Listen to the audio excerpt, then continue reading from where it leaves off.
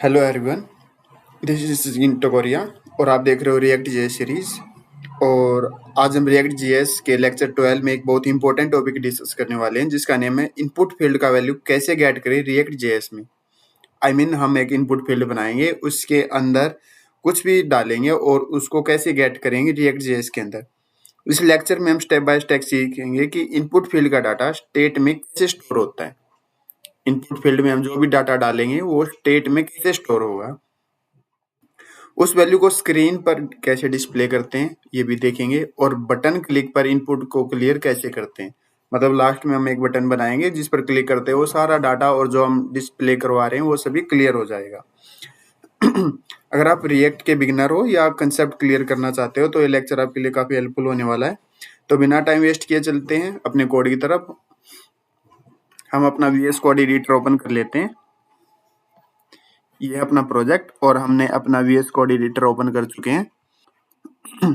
तो यहाँ पर आके हम क्या करते हैं, मैं इसको इरेज कर लेता हूँ और एक एच1 टैग बना लेता हूँ जिसमें हम अपनी हेडिंग लिख लेते हैं। सिंपल नॉर्मल हेडिंग लिख लेता हूँ, गेट इनपुट फील्ड वैल्यू। ठीक है, सेव करके मैंने अपना टर्मिनल स्टार्ट किया और ब्राउजर पे आके चेक करते हैं। अपना एच1 लिखा आ चुका है, मतलब प्रॉपरली रन कर रहा है अपना प्रोजेक्ट। और फिर क्या करते हैं, एक इनपुट बनाते हैं। इनपुट बनाया, टाइप इसका टेक्स्ट रहेगा। ठीक है, सेव करके देखते हैं, ये हमारा इनपुट बन गया। अब इसके अंदर ये हम वैल्यू लिख रहे हैं। अब इस वैल्यू को होल्ड करने के लिए हमको एक स्टेट बनानी पड़ती है। स्टेट आपको पता है हम कहाँ पे स्टेट बनाते हैं, इस फंक्शन के अंदर। स्टेट कैसे बनाते हैं, पहले लिखेंगे कॉन्स्ट। एक सेकंड में इन सजेशंस को ऑफ कर लेता हूँ। कॉन्स्ट लिखा, फिर एरे फंक्शन, और यहाँ पर कुछ भी दो वैल्यू लिखनी होती है। मैंने लिखा वैल्यू और दूसरा लिख लिया सेट वैल्यू और यूज स्टेट। जैसे मैं यूज स्टेट पर क्लिक करूंगा ये ऊपर इंपोर्ट हो जाएगा। इंपोर्ट हो चुका है और ब्रैकेट्स के अंदर मैं इसको एम्प्टी रख देता हूँ और वैल्यू क्या अपनी ब्लैंक रहेगी स्टार्टिंग में। ठीक है, तो वैल्यू वैल्यू में हम वैल्यू पास कर देते हैं। ये वैल्यू कौन सी है, ये वाली वैल्यू। ओके, अब क्या करेंगे हम, अब करेंगे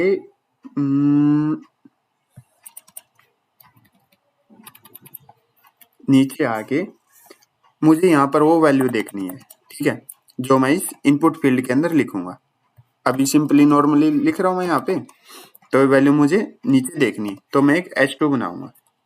H2 बनाया और H2 के अंदर मैं क्या इंपोर्ट करूँ, ब्रैकेट्स के अंदर क्या डाल दूंगा, वैल्यू।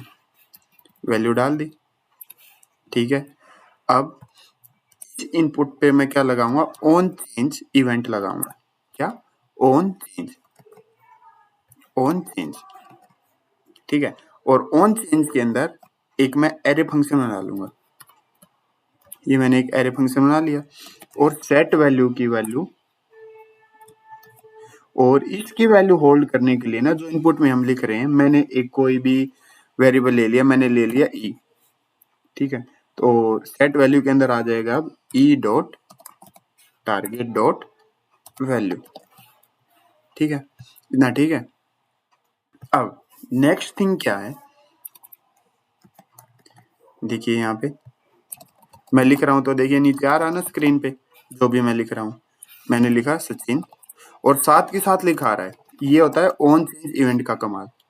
ठीक है, ऑन क्लिक नहीं है, ये है ऑन चेंज। ठीक है, और हमको स्क्रीन पे दिखाई भी दे रहा है। परफेक्ट। अब मैं क्या करूंगा, नीचे एक बटन बनाऊंगा। बटन बनाते ही यहाँ पर मैं जो भी लिख रहा हूँ ना वो सभी क्लियर हो जाएगा। ओके, मैंने बनाया एक बटन, बटन बना दिया। बटन पर मैं लिख देता हूँ क्लियर। ओके, और इस बटन पर मैं क्या बनाऊंगा, ऑन क्लिक इवेंट बनाऊंगा। ऑन क्लिक, और इस ऑन क्लिक के अंदर ही मैं क्या कर देता हूँ, एक एरे फंक्शन बना देता हूँ। और सेट वैल्यू, जब भी इस बटन पर क्लिक करूंगा सेट वैल्यू क्या हो जाएगी, एम्प्टी हो जाएगी। उसके लिए क्या है, मैं ओनली ये लगा के छोड़ देता हूँ। ठीक है, सेट वैल्यू में क्या आती है, जो वैल्यू हम बाद में चेंज करते हैं वो सारी कहाँ पे आगे स्टोर होती है, सेट वैल्यू के अंदर। ठीक है, अब चलते हैं अपने ब्राउजर पे। मैंने लिखा यहाँ पर, मैं स्क्रीन का साइज बड़ा कर देता हूँ, मैंने लिखा सचिन टकोरिया। ओके, जैसे ही मैं क्लियर बटन पर क्लिक करूंगा तो एक ऑन क्लिक इवेंट कॉल होगा जो क्या करेगा, सेट वैल्यू को एम्प्टी कर देगा। एम्प्टी हो गया। तो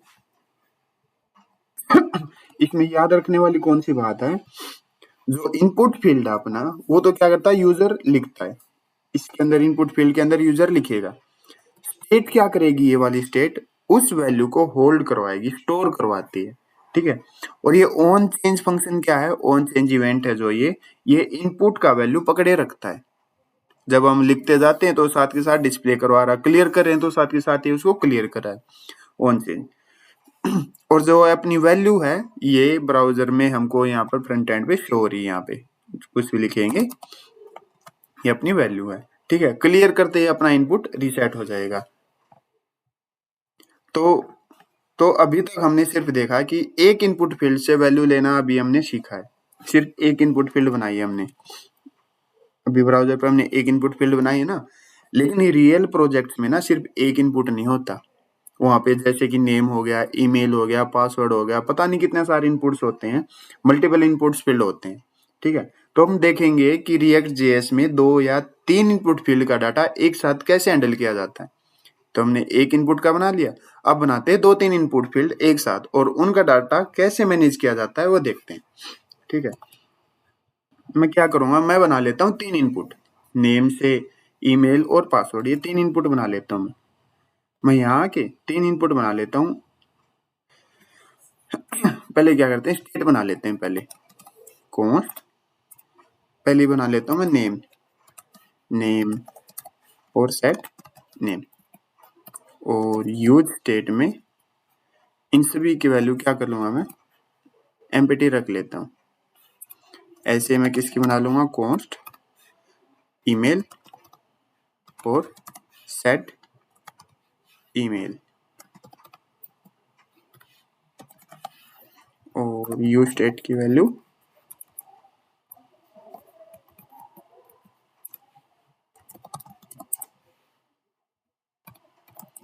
पासवर्ड और सेट पासवर्ड, और यूज स्टेट के अंदर एम्प्टी। ओके, तो हमने ये 3 स्टेट बना लिए हैं, इनमें अपना डाटा सेव होगा। जो अपनी नेम वाली इनपुट होगी उसका डाटा किसके अंदर सेव होगा, इस स्टेट के अंदर। ईमेल का डाटा इस स्टेट के अंदर, और पासवर्ड का डाटा इस स्टेट के अंदर सेव होगा। ठीक है, अब मैं 3 फील्ड बना लेता हूँ। तो जो हमने ये काम किया था मैं इसको क्या कर देता हूँ, इरेज कर देता हूँ। इसका कोई काम नहीं अभी हमारे लिए। क्या कर लेते हैं, एक H1 बना लेते हैं पहले। तो इसमें अपनी हेडिंग लिख लेते हैं, मल्टीपल इनपुट फील्ड्स। ओके, अब आगे क्या बनाते हैं, इनपुट बनाया, टाइप टेक्स्ट, और प्लेस होल्डर में लिख लेता हूँ मैं एंटर योर नेम।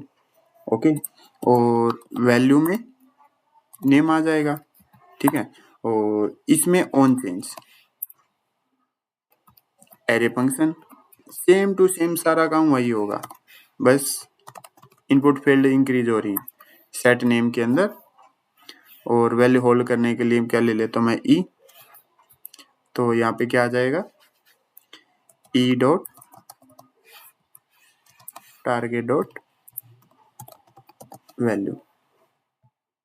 ओके, ऐसे ही मैं किसके लिए करूँगा,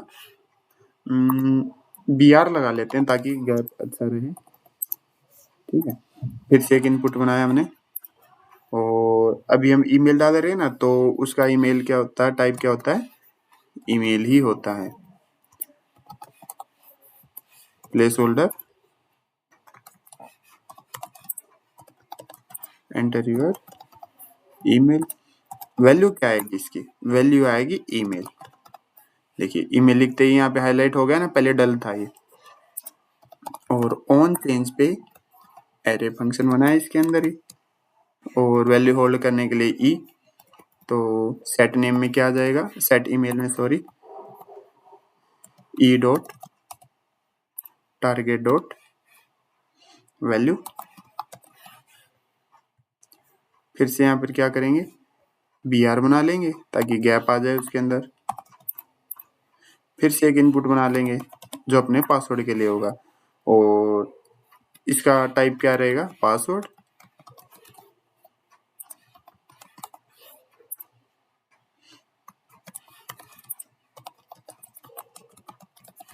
एंटर योर पासवर्ड। वैल्यू में क्या आ जाएगा, वैल्यू में आ जाएगी अपना पासवर्ड ही, और ऑन चेंज इवेंट में क्या आ जाएगा, एरे फंक्शन बनाया और सेट पासवर्ड के अंदर E dot target dot value, और वैल्यू होल्ड करने के लिए यहाँ पे ई ले लिया हमने, बाहर लिख दिया। ठीक है, हमने ये 3 इनपुट बना लिए। अब इनकी वैल्यू मुझको कहाँ देखनी, नीचे देखनी भी है। मैं क्या क्या लिख रहा हूँ, ओके, br और br। ठीक है, मैं s3 बना लेता हूँ, यहाँ पे s3 बनाया, और s3 के अंदर नेम, और यहाँ पे क्या लिख दिया मैंने, नेम, ये नेम। ठीक है, चेंज होने के बाद किस में से होता है, सेट नेम में। स्टार्टिंग वैल्यू क्या होती है अपनी, ये फर्स्ट वाली, फिर से s3 लिया मैंने, s3 में क्या लिखा मैंने, फिर ईमेल, और इसमें क्या आ जाएगा, ईमेल, फिर से s3 के अंदर लिखा मैंने पासवर्ड, पासवर्ड हमको वैसे भी दिखाई नहीं देने वाला, पासवर्ड, ओके। अब मैं इसको सेव करता हूँ। सेव करने के बाद अपने ब्राउजर में आगे चेक करते हैं, अपने 3 इनपुट बने हुए। मैं यहाँ पे नेम लिखता हूँ सचिन, ऊपर यहाँ पे लिख रहा हूँ, साथ के साथ मुझे नीचे दिखाई भी दे रहा है। ईमेल लिखी मैंने sachin@gmail.com, एच नीचे आ रहा है। पासवर्ड लिख रहा हूँ मैं 3456, यहाँ पे हमको दिखाई नहीं दे रहा क्योंकि यहाँ पे हमने टाइप क्या लिखा था, पासवर्ड। ठीक है, अब क्या करेंगे, नीचे बटन बना लेंगे, एक बटन बनाएंगे, बटन पर क्लिक करते हैं, सभी क्या हो जाएंगे, क्लियर हो जाएंगे। यहाँ पे इनपुट में भी जो लिख रखा हमने ये भी क्लियर हो जाएगा, और यहाँ पर नीचे जो लिखा रहा है ये भी क्लियर हो जाएगा। ठीक है, br, और नीचे आगे मैंने एक बटन बनाया, और बटन का नाम लिख दिया मैंने क्लियर ऑल। ठीक है, और अब इस बटन पर क्या बनाऊंगा मैं, ऑन क्लिक इवेंट। इसके अंदर क्या बनाया मैंने, एरे फंक्शन बनाया, और क्या किया फिर मैंने,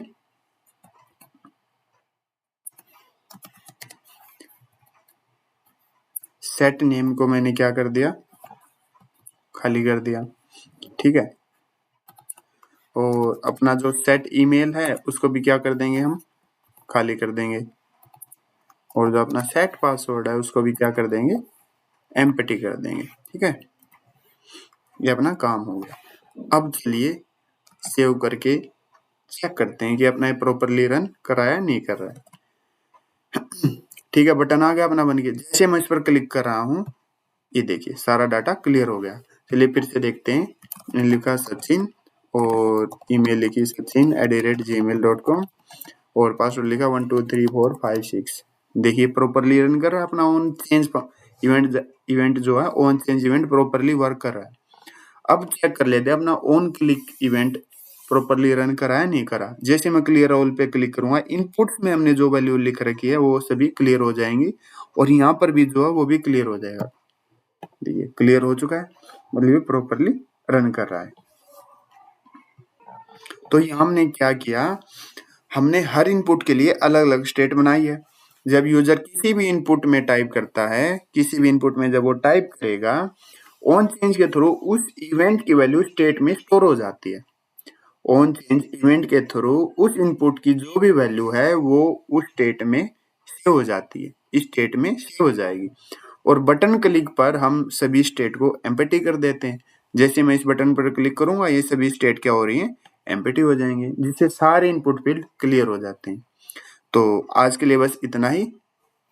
thank you, have a nice day.